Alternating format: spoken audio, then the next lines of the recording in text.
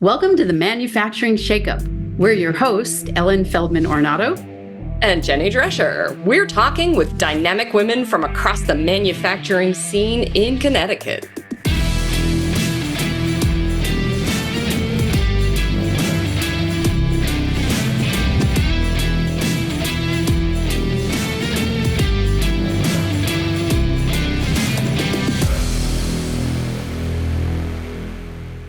Hey there out in listener land. Got a question. You remember the last time you were looking around at your colleagues and thinking, man, these are the coolest people I know. They're so thoughtful. They're so caring. They pay attention to what's going on around. We are in the coolest place ever to work. Well, if that's never happened to you, today's guest, we're going to give you some really important insights about how to craft that culture if you're not in it. So Jaclyn Epstein, is it Epstein or Epstein? I'm going to butcher your name already right out of the gate. Jaclyn Epstein. Jaclyn Epstein from MICA Corporation. Welcome to the Shakeup. We're so happy to have you here today. Thanks for joining us. Thanks for having me. Excited to be here. Yeah, it's so I one thing in our little pregame interview that I loved when I started to learn about your career trajectory was a little mantra you keep in your head, which is, what would Grandpa do? Can you please tell us about the what does that mean to why that mantra? Yeah, absolutely. So I'm currently the Chief Operating Officer of MICA Corporation, which is a family business. I'm the third generation of the Siegel family to be working and leading the business. My grandfather started the company in 1971, and today my dad is the president of the company. My uncle is the vice president of the company, and I'm lucky to work with both of them every day. And, I think the mantra that you're referring to really comes down to those decisions as leaders that we make every day that do have an impact on both your customers and your employees. And, so the way that I kind of navigate tough choices is, I think about what feels right for the people, both our employees and our customers. And I know, that my grandfather had just a really good, he was very caring and he was very careful about what he did. And so I think about him a lot in my work. And I know that, my dad and my uncle do too. We take this privilege that we have to continue running this 53-plus-year-old business. And we think he did a lot of things right. So we're keeping him in our hearts and in our minds a lot in what we do every day. I love that. Caring and careful are not two words that we typically hear when we're talking about manufacturing. Those are not words that caring and careful are not typically words that people use when they're talking about an environment that they work in manufacturing. But what I'm curious about is, what does that look like behaviorally inside the organization? Like, what do you see your team members do that that is an example of both caring and careful behavior? It's something either that you do or something that you see your colleagues do. Yeah. Care. I mean, those are two words I would 100% use to describe the way that we do our business here at MICA Corporation.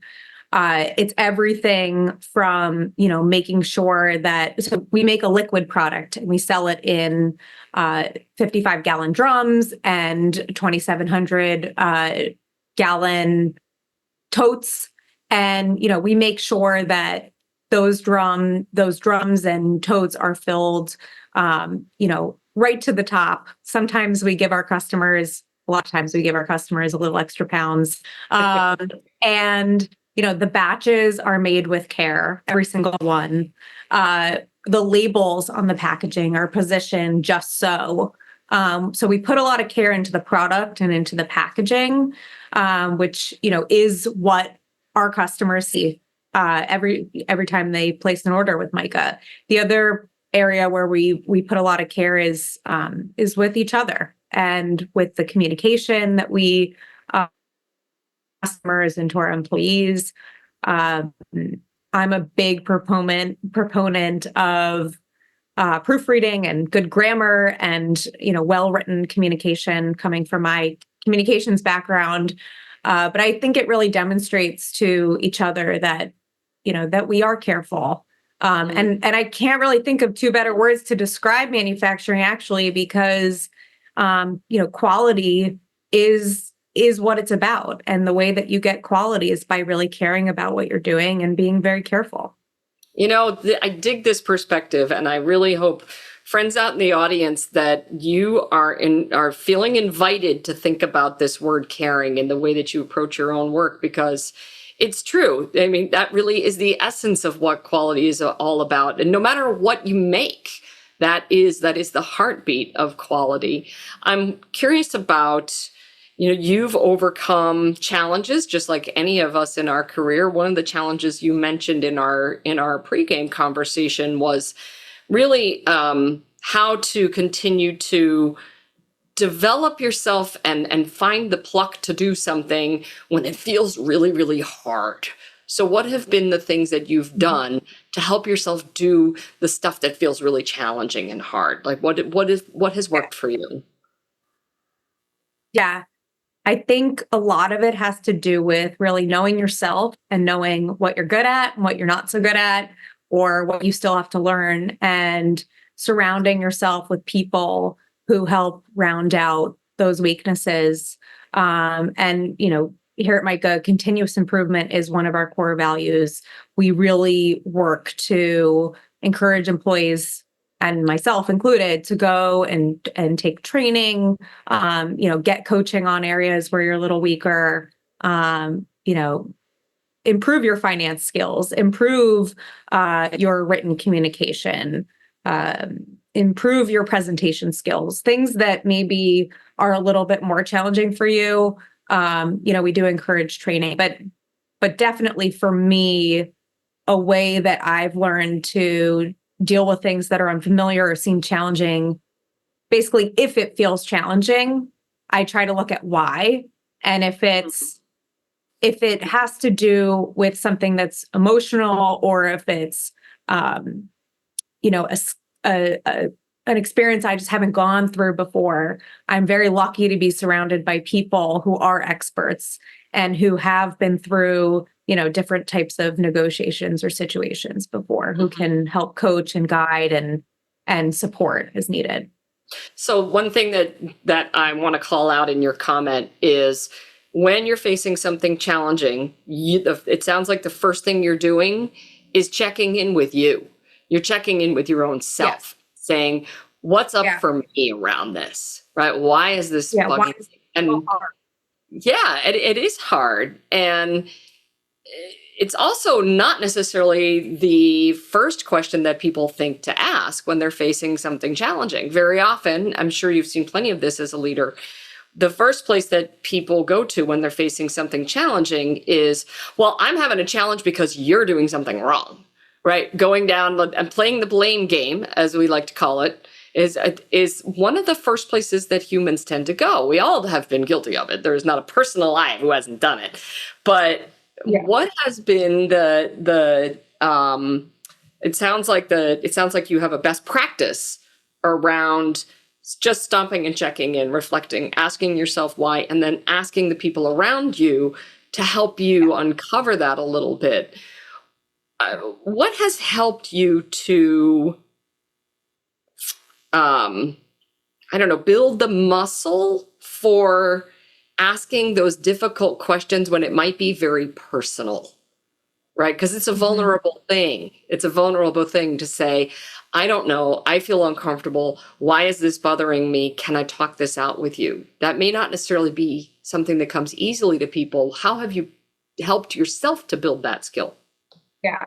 Yeah. I mean, I think it comes from feeling safe and like you can ask hard questions. I'm lucky to work with family, and our culture here is very, much like a family. We've built a lot of trust with our leadership team. And, so I think it comes from a place of feeling safe. I also, I feel lucky to have worked over the years at previous jobs with leaders who were very vulnerable and demonstrated this skill for me. So I saw it in role models of mine and mentors of mine. And so it's easier for me to replicate it when I feel, similarly to how they did in, very different, but similar feeling situations. Mhm. I really, what you're saying is so critical because there's often a perception about manufacturing being, oh, it's just a tough guy space. And what we know is that is not true. Manufacturing is just like any other business. All businesses are a people business. Yeah. And what you're pointing to is this idea that, so you're the chief operating officer, right? You're not in a small role where you have no responsibilities.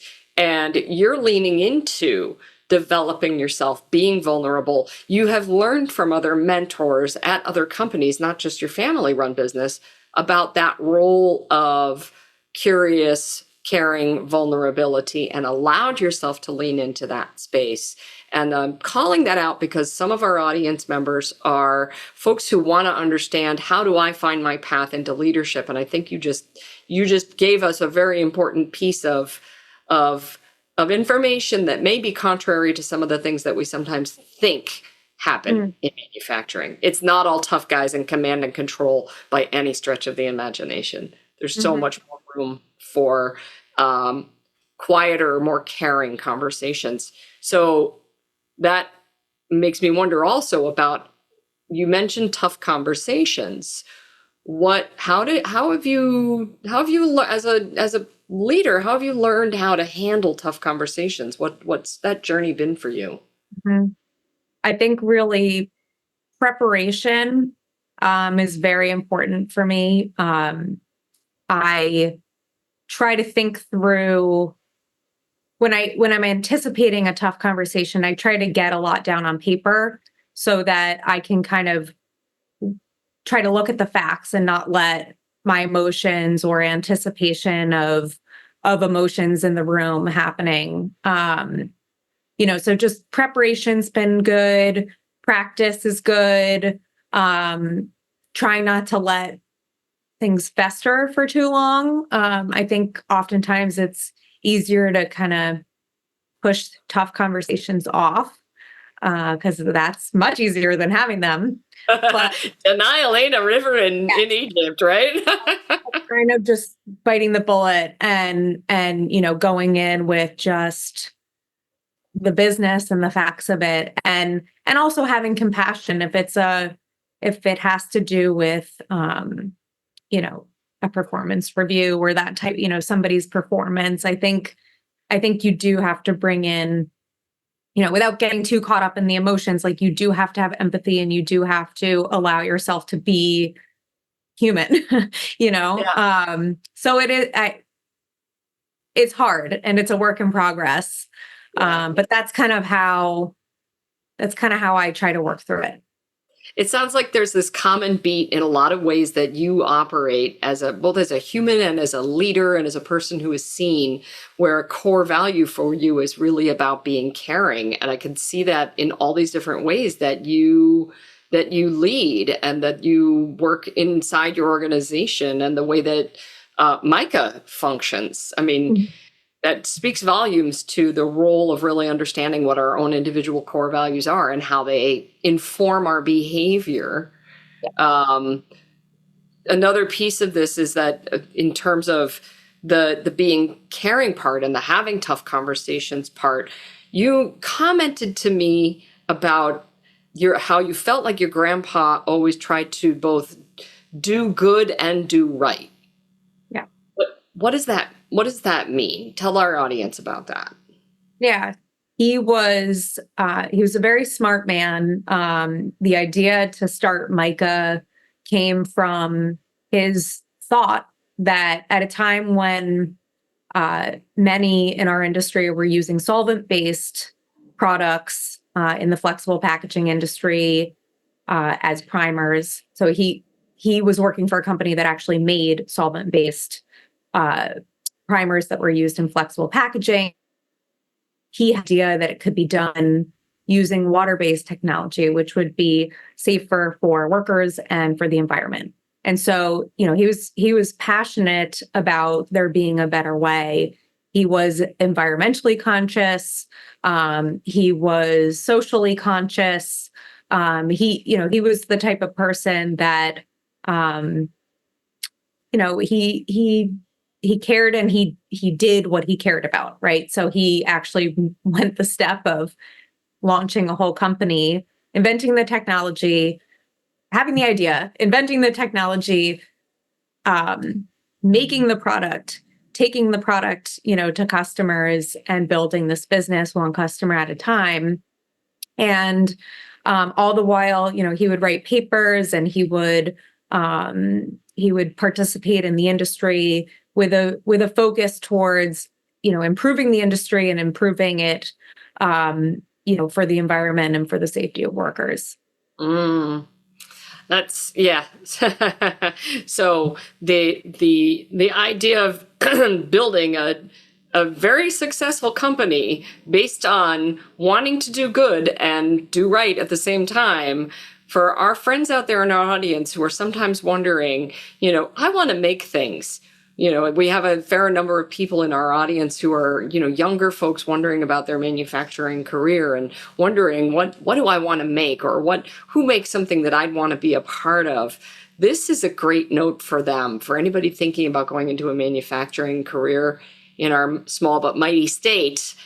There are places where people have built things that are really grounded and founded in let's do right, let's do good, we can do better. That's just a beautiful idea, and I hope that our audience members today have a chance to really think through what kind of places and companies in Connecticut are doing things that are meaningful for me and resonate with my values. So I'm so grateful, Jaclyn, that you came and joined us today. I'm going to do what we always do at the end of the Shake-Up, which is I'm going to call out our Shake-Up factors. Our Shake-Up factor number 1 today, friends, is when something feels hard, give yourself that space to reflect, to think about, why is this hard? What's this about for me? And then be brave and ask for help, ask to talk it out with somebody, because there will always be someone that is ready to offer that advice and to support you. And really know thyself. Know thyself is so critical. So that's Shake-Up factor number 1. And then Shake-Up factor number 2 is a little more subtle, but I love that you said leadership is a privilege. So for our friends out there who are leading, I think that sometimes we get busy and we forget that leading others really is a privilege. I'm so glad that you reminded us of that today through both your words and through modeling something that's really important. And then I'm going to say Shake-Up factor number 3 is no festering. When it's hard, no, we are not Uncle Fester. This is not the Addams Family. There will be no festering on the hard things. Find your way to being brave and really reap the benefits of it. So Jaclyn Epstein from MICA Corporation, thank you for hanging out with us today. And I can't wait to see friends. Remember to go to social media and try on one of these practices that we've learned from Jaclyn today, and holler back at us on social media. Tell us, what did you try on? How did you put it into action in your life this week? Jaclyn, thank you. We'll see you on down the road. Thank you. The Manufacturing Shake-Up is sponsored by the Connecticut Office of Manufacturing, produced by Maselli Productions and Gale Communications, and hosted by the Boulder Company.